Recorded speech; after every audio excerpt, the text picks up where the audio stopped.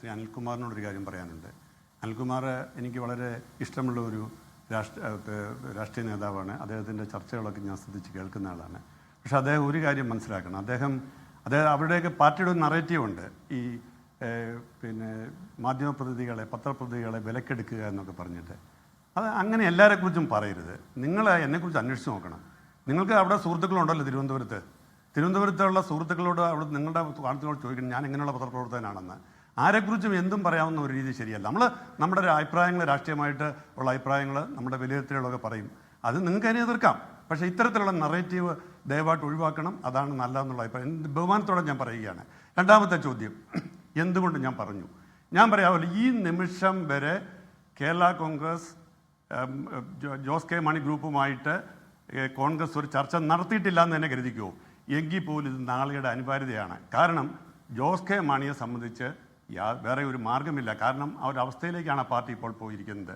ഇത് എൻ്റെ നിരീക്ഷണമാണ്, എൻ്റെ അഭിപ്രായമാണ്. അത് നാളെ നിങ്ങൾ കാണാം. അത് അനിൽകുമാറിനെ സംബന്ധിച്ച് അദ്ദേഹത്തിൻ്റെ പാർട്ടിയുടെ വക്താവായിട്ട് വന്ന് സംസാരിക്കുമ്പോൾ അദ്ദേഹത്തിന് പലതും മറച്ചു വെക്കേണ്ടതുണ്ട്, അതിൽ പലതും ഇല്ലയെന്ന് പറയേണ്ടതുണ്ട്. പക്ഷേ എനിക്കങ്ങനെ പറയേണ്ട കാര്യമൊന്നുമില്ല.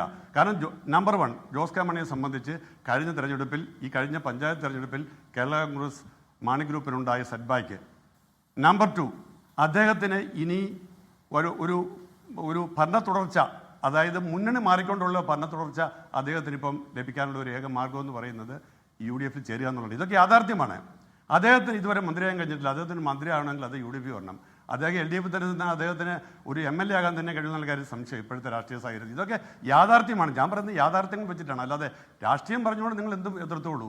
അപ്പം മൂന്നാമത്തെ സംഗതി, ഈ കേരള കോൺഗ്രസ് എന്ന് പറയുന്നത് കർഷകരുടെ പാർട്ടിയാണ്. കർഷകരെ സംബന്ധിച്ച് അവർക്ക് LDF നിന്നുകൊണ്ട് അവരുടെ പാർട്ടിക്കാർക്ക് വേണ്ടി ചെയ്യാൻ കഴിഞ്ഞിട്ടുള്ള എന്തെല്ലാം കാര്യങ്ങൾ, കർഷകരുടെ ഓരോ ഇഷ്യൂസ്, ഇവിടുത്തെ റബ്ബർ കർഷകരുടെ റബ്ബർ വിലയ്ക്ക് താങ്ങുവില നൽകുന്ന കാര്യത്തിൽ, അത് അവരുടെ വില സംരക്ഷിക്കുന്ന കാര്യത്തിൽ, നെല്ലിൻ്റെ സംഭരണം സംബന്ധിച്ചുള്ള കാര്യത്തിൽ, ഇത്തരം കാര്യങ്ങളിലൊക്കെ UDF ഭരിക്കുന്ന കാലത്ത് ലഭിക്കുന്ന തരത്തിലുള്ള ഒരു സംരക്ഷണം കർഷകർക്ക് LDFിൻ്റെ കാലത്ത് ലഭിച്ചിട്ടില്ല എന്ന് അവർ കരുതുന്നു. ഞാൻ വിശ്വസിക്കുന്നുണ്ടോയെന്നല്ല, അവരങ്ങനെ കരുതുന്നുണ്ട്. അപ്പോൾ ആ നിലയിൽ ഈ ഭരണപരമായിട്ടും രാഷ്ട്രീയമായിട്ടും ഏത് സാഹചര്യത്തിലും ജോസ് കെ മാണിയെ സംബന്ധിച്ച് ഇപ്പോൾ അദ്ദേഹത്തിന് ബുദ്ധിപൂർവ്വം എടുക്കാൻ തീരുമാനം UDFിലേക്ക് വരിക എന്നുള്ളതാണ്. UDF നോക്കണം, കഴിഞ്ഞ രണ്ട് തെരഞ്ഞെടുപ്പിലും LDFിന് ഒരു മേൽക്കൈ ഉണ്ടായിരുന്നു. അവർക്ക് രാഷ്ട്രീയമായി തന്നെ അവർക്കൊരു മേൽക്കൈ ഉണ്ടായിരുന്നു. അനുകൂലമായ സാഹചര്യങ്ങൾ അവർക്ക് മുതലെടുക്കാൻ കഴിഞ്ഞു. ഇത്തവണ അത് UDFിനാണ് വന്നിരിക്കുന്നത്. യാതൊരു സംശയവുമില്ല.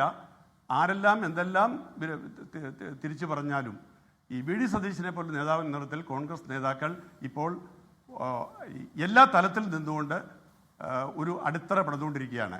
അതിൻ്റെ ഒരു പ്രതിഫലനമാണ് കഴിഞ്ഞ പഞ്ചായത്ത് ഇലക്ഷനിൽ ഉണ്ടായത്. അതിൻ്റെ പ്രതിഫലനം അടുത്ത അസംബ്ലി ഇലക്ഷൻ ഉണ്ടാകാനുള്ള സാധ്യത തെളിഞ്ഞു വരുന്നു. അതുകൊണ്ടാണ് ഇപ്പോൾ പലരും LDF മുന്നണി വിട്ട് UDFിലേക്ക് വരുന്നത്. ഇനിയും പലരും വരുമെന്ന് പറയുന്നു. ഇത് ചുമ്മാ അങ്ങ് സംഭവിക്കുന്ന കാര്യമല്ല.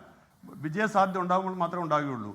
ഈ കേരള കോൺഗ്രസ് മാണി ഗ്രൂപ്പിനെ സംബന്ധിച്ചു അവർക്ക് UDFിലേക്ക് വന്നില്ലെങ്കിൽ അവർക്ക് ഇപ്പോൾ ഉള്ള സീറ്റ് പോലും നിലനിർത്താൻ കഴിയില്ല എന്നുള്ളത് അവർക്ക് ബോധ്യമുള്ള കാര്യമാണ്. ഇത് ഒന്നുകൂടി പറഞ്ഞോട്ടെ, 2016 14 സീറ്റാണ് ഈ രണ്ട് മാണി ഗ്രൂപ്പും ജോസഫ് ഗ്രൂപ്പും ഉൾപ്പെടെയുള്ളവർക്ക് അന്ന് കൊടുക്കാൻ കഴിഞ്ഞത്.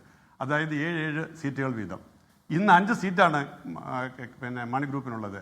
ഇവർക്ക് ഈ 5 സീറ്റ് നേതൃത്വത്തിക്കൊണ്ട് 2 സീറ്റെങ്കിലും കൂടുതൽ കിട്ടാണെങ്കിൽ 7 സീറ്റോ അല്ലെ മാക്സിമം 8 സീറ്റോ അവർക്ക് കിട്ടി മത്സരിച്ചാൽ പോലും അവർക്കും പരമാവധി വിജയം ഉണ്ടാക്കാൻ കഴിയും. പക്ഷേ LDFിൽ അവർക്കൊരു ഇതിലും കൂടുതൽ സീറ്റ് കിട്ടി മത്സരിച്ചാൽ അടുത്താണ് അവർക്ക് ഈ ഇപ്പോഴുള്ള സീറ്റ് പോലും നിലനിർത്താൻ കഴിയുമെന്ന് ഞാൻ കരുതുന്നില്ല. ഇതൊക്കെ രാഷ്ട്രീയ നിരീക്ഷണമാണ്.